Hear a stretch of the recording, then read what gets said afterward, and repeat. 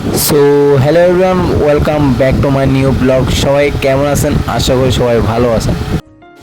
হঠাৎ আমি বাড়ির দিকে রওনা হইলাম। হাঁটাহাঁটি চলতে আসে, সামনে গেলাম, দেখলাম যে সরার মধ্যে একদম ভর্তি পুরা জল। তারপরে এগিয়ে যাইতেছি, তারপরে দেখতেছি আমার যে রাস্তা দিলাম ওইটা তো জল উঠে গেছে।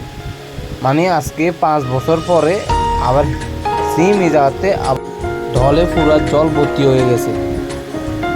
তো আর কি করবো, জলের মধ্যে যেতে পারি। তো আস্তে আস্তে রওনা হইলাম জলে গিয়ে। তো দুঃখের বিষয় বন্ধুরা আর একটা, যতজন কৃষক আছে তাদের একটু ক্ষতি হয়ে গেছে, একটু না একটু বড় বড় ক্ষতি হয়ে গেছে। সবার জলের মধ্যে সব কিছু ডুবে এলেছে। সব কৃষকেরা একটু অনেক কষ্টে আছে। আর তোমরা তো জানোই, কৃষকেরা যদি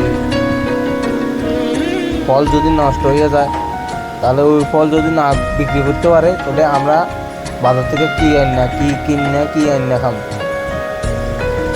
যাই হোক, যাও তো হইবার হয়ে গেছে। তো আমি বাড়ি আছি, বাড়ির নিচে দেখতে আছি এটা একদম সব কিছু ফুল জলে। তো আমাদের এখানেও দেখি ফুল। তারপরে আরেক জায়গায় দেখতে আছি ওইখানে বৃষ্টি হইতেছে, এইখানেও একদম জলে ভর্তি পুরা হয়েছে চড়া। চড়ার থেকে পুরা জল উঠতে আছে। এই দেখো ব্রিজ, এই ব্রিজে একটু ভয় লাগতে আছে, তবুও আমি কষ্ট করে উঠতে গেছি। ব্রিজের মধ্যে নিয়ে ভর্তি পুরা জল, একদম পুরা ভর্তি।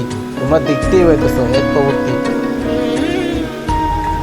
আমি কিন্তু আগে এখানে আইতে এমন ভয় পাইতাম, কিন্তু এখন একটু বড় হয়ে গেছি, একটু মনে সাহস আছে, তার লেগে গেছে। তবুও বাট এখান থেকে পিছলা খাইলে আমি শেষ, কারণ আমি সাঁতার কাটতাম জানি না। গাইস আমি সেলফি একটু নিলাম। চারদিকে জল আর জল, আর কি করবো, আমিও দেখাইতেছি তোমাদেরকে। তোমরা যদি আমার ব্লগটা ভালো পাও তাহলে প্লিজ কমেন্ট একটা করবা। সাউথ ত্রিপুরা কোন কোন জায়গায় কে আসো, বা সাউথ ত্রিপুরা সারা ডিস্ট্রিক্ট যেখানে যে কেউ না আসো, তোমরা এই ভিডিওতে যে দেখতেছো একটা কমেন্ট করবা কে কোন থেকে দেখতেছো। সবাইকে ধন্যবাদ আমার এই ব্লগটা দেখার জন্য। আর এটা আমার নতুন ব্লগ। আমি তো ভালো করে কথা বললাম জানি না, তোমরা প্লিজ খারাপ হয় না।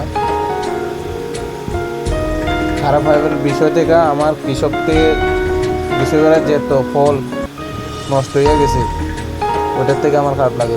ভালো থাকেন সবাই।